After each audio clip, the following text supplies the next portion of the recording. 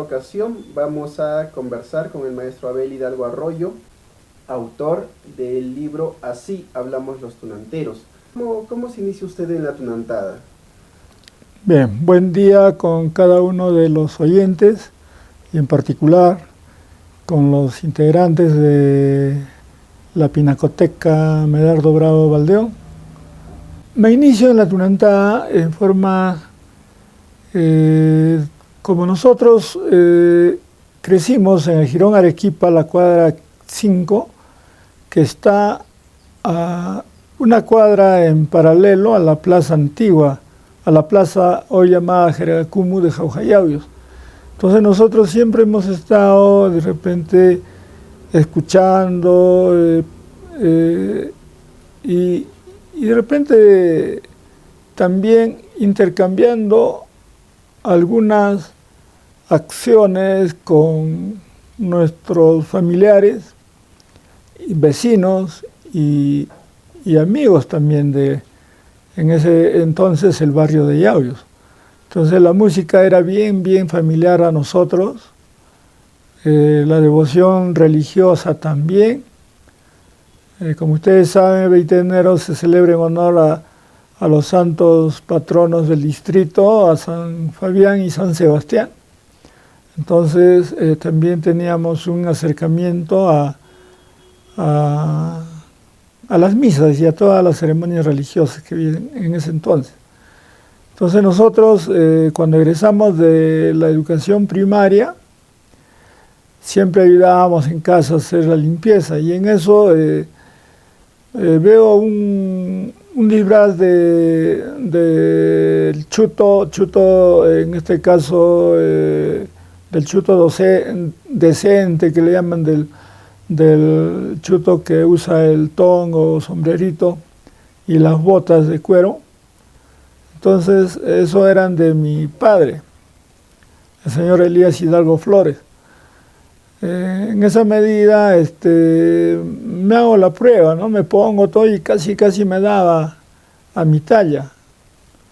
Ya estaba en los primeros años de educación secundaria y me he visto, pues, ¿no? Después de limpiarlo, sacudir el polvo. Entonces hago una bajada al patio de la casa y las primeras sorprendidas son mi madre, la señora Inocenta Arroyo Castro, y también algunos de mis hermanos mayores. En principio les dio un poco de alegría y de ver de repente un disfraz que mi padre usaba en su juventud. Entonces eso fue un año antes de que empiece a salir a bailar. Entonces ya en el próximo año ya salí a bailar, solo el último día me acompañé con un primo hermano, con el señor Donato Hidalgo Beltrán, y también con un vecino, Jesús Díaz López. Salimos un solo día. Y después ya mi primo Lucas Hidalgo Quintana empezó a salir de Huatrila hasta el día de hoy, ¿no? En esa medida estoy en una trayectoria, pues, como mi inicio en el baile de nuestra tunantada.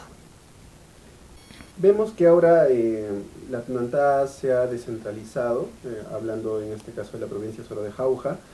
¿Qué opina usted que la tunantada pues se baile no solo en la sierra, ¿no? Aquí en la provincia de Jauja, sino hablando ya de manera general en la selva, en la costa, inclusive ahora pues en el exterior del país, ¿no?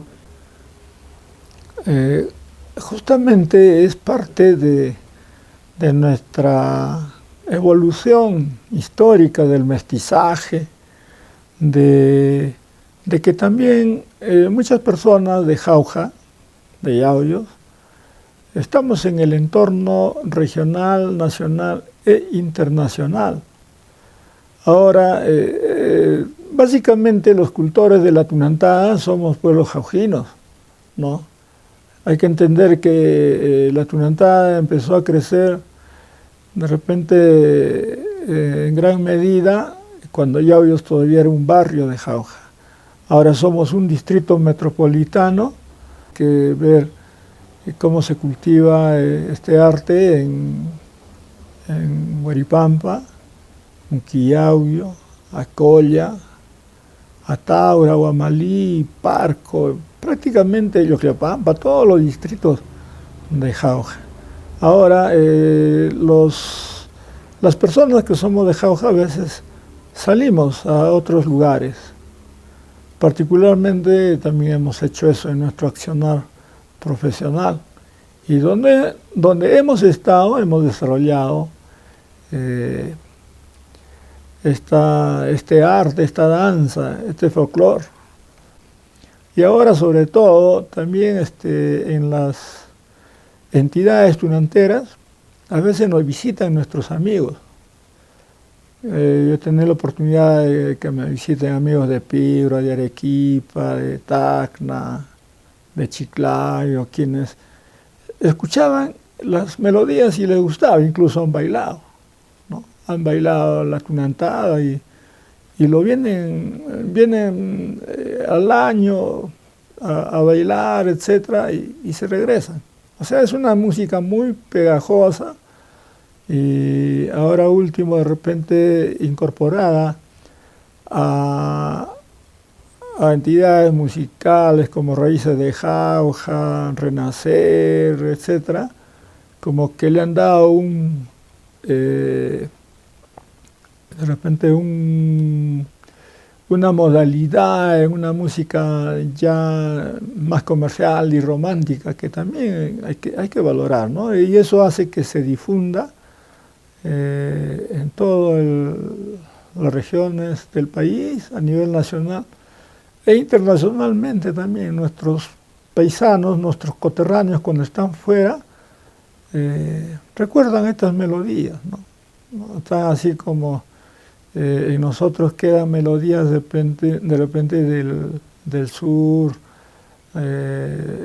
etcétera. Es una música que no tiene fronteras, ¿no? En esa medida la globalización también ha hecho que las fronteras culturales se acorten. Bueno, ya hablando sobre el libro, ¿por qué es importante revalorar estas frases de los personajes? En la tunantada participa diferentes personajes, el español, el argentino, el boliviano y los otros personajes ya a nivel nacional, ¿no? Yo recuerdo incluso de niño veía bailar al mexicano, al charro, ¿no? Entonces,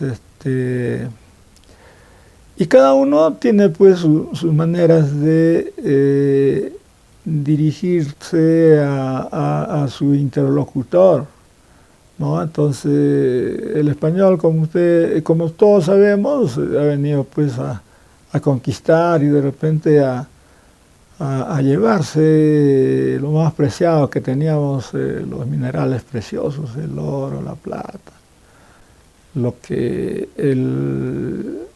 en este caso el personaje español es algo codicioso, habla de lo que son sus minas, en ese entorno está el lenguaje y la comunicación y se preserva. Bien raro es ver a un español caballeroso, galante, de repente galante, por decir, en un lenguaje de amoríos, etcétera, ¿no? Más es que resalta ese lenguaje. Igualmente el boliviano con sus hierbas y lo que son las plantas medicinales, trata de hacer ese lenguaje. El argentino también simula lo que es el lenguaje del arriero, ¿no? Porque transportaba y comercializaba con muchos productos que venían del sur de Sudamérica y de nuestro país también, ¿no? Entonces hay que tener en cuenta que antes no había pues la movilidad como lo tenemos ahora, todo se transportaba por mulas, incluso de nuestro imperio incaico era a través de la llamita que se transportaba y se comercializaba, ¿no? Entonces es otro aspecto que hay que resaltar y es el aspecto histórico y cultural que tiene este lenguaje y por lo tanto se preserva, ¿no? Se preserva y incluso cuando hablamos con la cicaína, la misma cutuncha tiene mucho que ver con lo que ha sido Catalina Huanca y una serie de personajes que nació con el mestizaje cultural, ¿no? Entonces, y el lenguaje es básico para comunicarse entre todos los seres vivos. Para concluir, ¿cuál es el propósito del libro? El propósito de este libro es, uno, a pedido de repente de muchas personas, de las personas que nos visitan y de nosotros mismos, ¿no? Porque nosotros mismos cuando empezamos hablamos algunas frases que se repiten cotidianamente, pero en el caso del chuto tiene que hacer uso pues del quechua necesariamente, porque es como un enlace entre el español o la persona que ha venido a nuestro país a relacionarse con el resto del pueblo nativo que en sí dominaba el quechua, y es necesario seguir avanzando en estos estudios porque la ciencia pura, la antropología, que es valorada y visitada por eso por personas del extranjero que tienen que ver pues con esta parte de la cultura inca, cultura andina, ¿no? Y todo lo que ha sido el aporte en realidad cultural.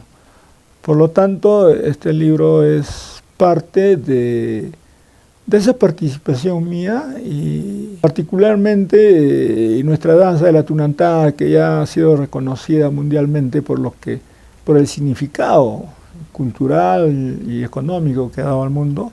Entonces es necesario seguir preservando, cultivando, conociendo y obviamente investigando ya por quienes les corresponden, ¿no? Los antropólogos y todos nosotros también conocer estos avances y definitivamente valorar, revalorar lo que es nuestra cultura central. Sería todo, Moacir, muchísimas gracias, Abel, y gracias por las palabras. A ustedes las gracias, a seguir trabajando. El trabajo que ustedes hacen es prácticamente encaja de repente en el sentir que tenemos también como tunanteros, como yauguinos, como jaujinos, y también está pues para de repente, si la palabra llega al punto, inmortalizar este aporte cultural a lo que es pues la humanidad y las buenas costumbres que debemos preservar. Muchas gracias y a seguir trabajando, mis estimados amigos de Pinacoteca Medardo Bravo Valdeo.